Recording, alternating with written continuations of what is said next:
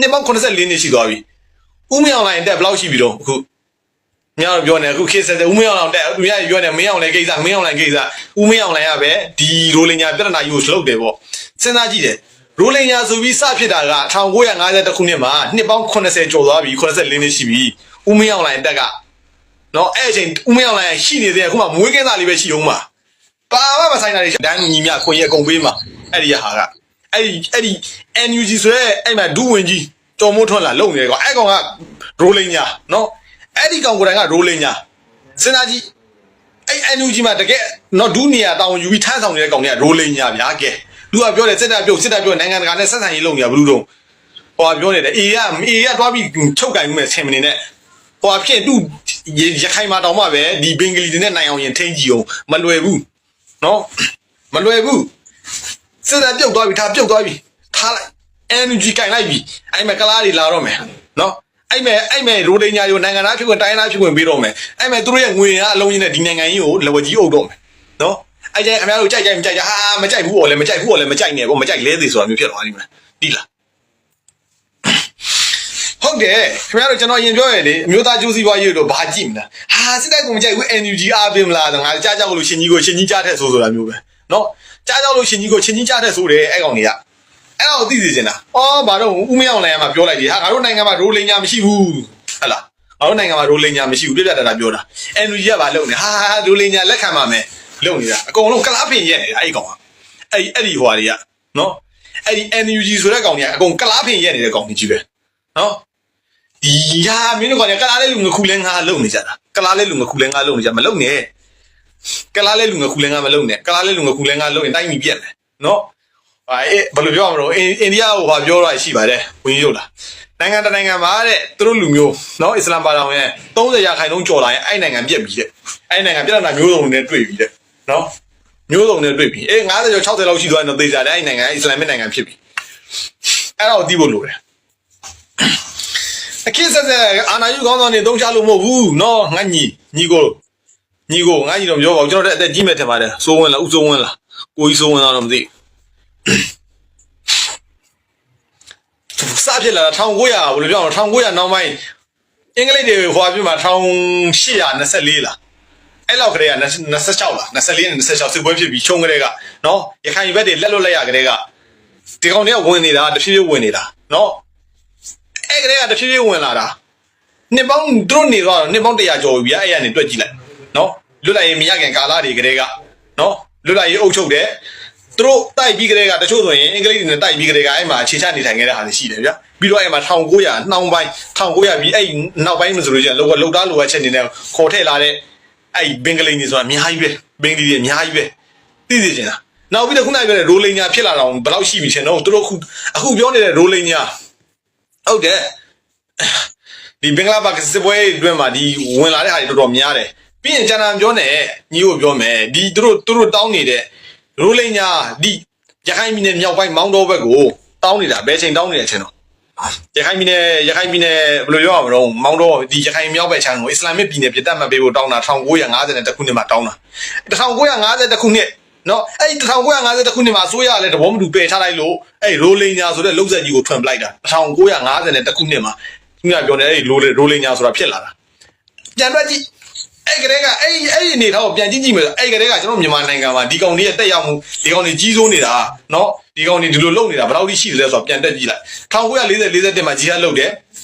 လွတ်လိုက်မရသေးဘူးလွတ်လိုက်ရတာ1940နဲ့9လား48လားအဲ့မှာလွတ်လိုက်ရတယ်အဲ့ကလေးကထားပါတော့1942နော်42မှာသူတို့မူဂျာရဲ့အဖွဲ့ကြီးပေါ်တယ်မူဂျာရဲ့အဖွဲ့ကြီးဖွဲ့စည်းတယ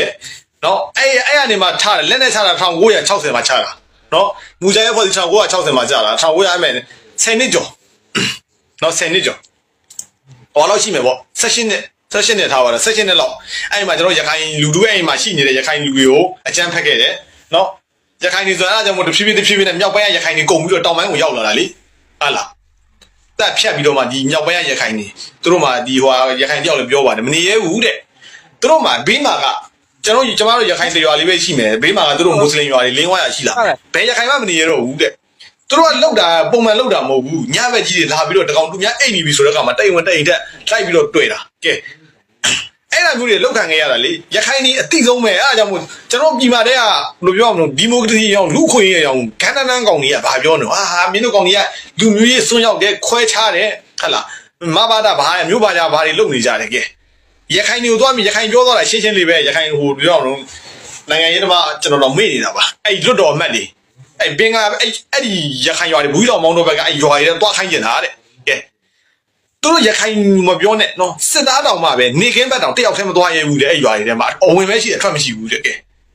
စဉ်းစားကြည့်ညတော့ပြောရင်ဒါကျွန်တော်တို့ရှောက်ပြောတာမဟုတ်ဘူးဗဇက်တဲ့တွေ့ရရှောက်ပြောနေတာမဟုတ်ဘူးကျွန်တော်ကြားခဲ့တဲ့ဖတ်ခဲ့တဲ့သိခဲ့တဲ့ဒီဟာတွေကိုပြောတာနော်အဲ့လူတွေကလည်းကျွန်တော်ပြောတဲ့ဟာတွေကလည်းသူများရန်တမ်းပြီးတော့ line ပေါ်မှာပတ်ပြီးညင်းနေ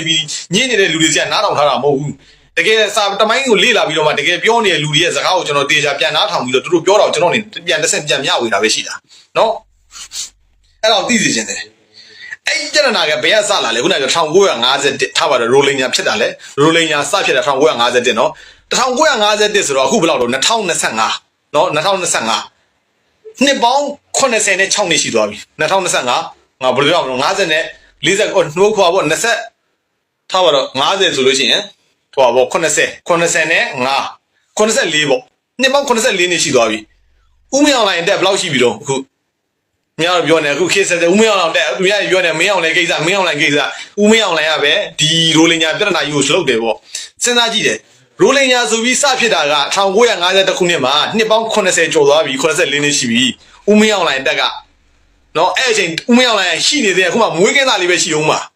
ပါမဆိုင်တာတွေရှောက်ပြောမနေနဲ့သိစေချင်တာကထားပါဒါတွေကဘယ်လူတွေဘယ်ဟာတွေလုပ်တယ်မလုပ်ဘူးဆိုတော့ကျွန်တော်တို့အနေနဲ့သွားပြီးညင်းခုန်နေနဲ့ဒါပေမဲ့ကျွန်တော်ဒီပြဿနာကြီးကျွန်တော်ခေါင်းပေါ်ကျလာပြီဒီချီးထုတ်ကြီးဘယ်သူပါခဲ့မှန်းမသိဘယ်သူလောက်ခဲ့မှန်းမသိဒီအရှုပ်ထုတ်ကြီးကကျွန်တော်တို့ခေါင်းပေါ်ကျလာပြီကျွန်တော်တို့စဉ်းစားရမှာငါတို့ဓာကြီးကိုဘယ်လိုဖြည့်ရှင်းမလဲပေါ့နော်ဒီကမ္ဘာအမိုက်ထုတ်ကြီးကိုကျွန်တော်တို့ဘယ်လိုဖြည့်ရှင်းကြမလဲနော်ဘယ်လိုဖြည့်ရှင်းကြမလဲသူများပြော NLD လက်ထက်မှာလှုပ်သွားတယ်ဘာတွေလှုပ်သွားတော့စင်းနဲ့တကောင်စင်းရဲ့စစ်တဲ့ဥပဒေတွေပြင်သွားတယ်အဲစင်းစစ်ဥပဒေတွေပြင်သွားတယ်နောက်ရောက်ခံဥပဒေတွေပြင်သွားတယ်ပြီးရင်ဒီတခုရှိပါနေတယ်ဘယ်ဒုက္ခတွေပါဒီဝင်လာလို့ရအောင်နော်ဝင်လာလို့ရအောင်နိုင်ငံရေးစီးကိုဖျက်ဆီးတဲ့ဥပဒေဆိုတာရှိတယ်အဲ့ဒါအောင်မှဒုက္ခတွေလက်ခံလို့ရအောင်လှုပ်သွားတာရှိတယ်နော်ကလေးနှစ်ယောက်မွေးသားခွင့်ဥပဒေနိုင်ငံခြားသားကလေးနှစ်ယောက်မွေးသားခွင့်ဥပဒေလှုပ်သွားတာရှိတယ်အမျိုးမျိုးနဲ့လှုပ်သွားတာရှိတယ်ကမ္ဘာမှာနော်ကမ္ဘာမှာဒုက္ခတွေ80%က85%ကအစ္စလမ်ဘာသာဝင်တွေနော်အမျိုးမျိုးတော့ကြောင်းနေကြအောင်ဒီကောင်နဲ့အစ္စလမ်ဘာသာဝင်နိုင်ငံတွေလည်းမတော်ဘူးအဲ့တော့လူသားချင်းကိုချင်းစာပြီးတော့တနာစရာလေးလို့မြင်နေတယ်အခုဆိုဘာလုပ်နေရောဘင်္ဂလီတွေပေါ့ဘင်္ဂလီတွေဟာရိုလင်ညာတွေဒုက္ခစကားမှာတနာစရာလေးတွေပါဆိုပြီးတော့မျက်ရည်ချူပြနေတယ်နော်သူတို့ဘာသာတူနေတာပဲဗျာဟာလားအစ္စလာမစ်နိုင်ငံ58နိုင်ငံတောင်ရှိတယ်ကမ္ဘာမှာ58နိုင်ငံရှိတယ်ဘာသာတူနေတာပဲဗျာ DNA တွားစစ်ကြည့်လိုက်သူတို့နဲ့ကိုက်ညီနေတာပဲနော် DNA လည်းသူတို့နဲ့တူမှာပဲခေါ်ပါလားကိုယ်နိုင်ငံတွေကိုကိုဘာသာတူကိုဘာသာတူတွေကိုဘာသာဝင်တွေခေါ်လေကိုနိုင်ငံကိုခေါ်သွားကျွန်တော်ပြောချင်တာအဲ့တော့တနာစရာလေးလို့မြင်နေရင်ဟုတ်လားအဲ့တော့တနာစရာလေးလို့မြင်နေကိုနိုင်ငံကိုခေါ်ထည့်သွားကျွန်တော်ပြောချင်တာရှင်းရှင်းလေးအဲ့ဒါပြဿနာဘာပြဿနာမှမရှိဘူးဘာပြဿနာမှမရှိဘူးကျွန်တော်မြန်မာတိုင်းသားမြန်မာနိုင်ငံသားညီကိုမောင်နှမတွေအကုန်လုံးတိုင်းသူခွင့်ရတိုင်းသူညီမြခုနပြောတဲ့ Predator ဆိုတဲ့ပုံစံမျိုးကိုဒါစီးလုံးနဲ့သွားနိုင်အောင်လုပ်မှရမယ်အဲ့ဒါကတော့ခုနပြောတဲ့ရခိုင်ပြည်နယ်မှာဆိုလဲရခိုင်ဝန်ကြီးချုပ်ရခိုင်ပြည်နယ်မှာဆိုလဲရခိုင်ဝန်ကြီးချုပ်ရှိတာပဲရှိရမယ်ပေါ့ဒါတူပဲပြည်နယ်မှာမဆိုတူဟွာနဲ့တူဒါတိုင်းသားခွင့်ရလို့ပြည့်ဝရမယ်နိုင်ငံသားခွင့်ရပေါ့တိုင်းသူညီမြတာသူညီမြဒါမျိုးတွေဖြစ်လာနိုင်အောင်ကျွန်တော်တို့စူးစမ်းနိုင်ရမယ်နော်လုပ်ရမယ်အဲ့ဒါတွေကိုခုနပြောတဲ့လက်နက်တွေနဲ့တော့တောင်းမတောင်းနဲ့လက်နက်တွေနဲ့သွားလုပ်နေရင်တော့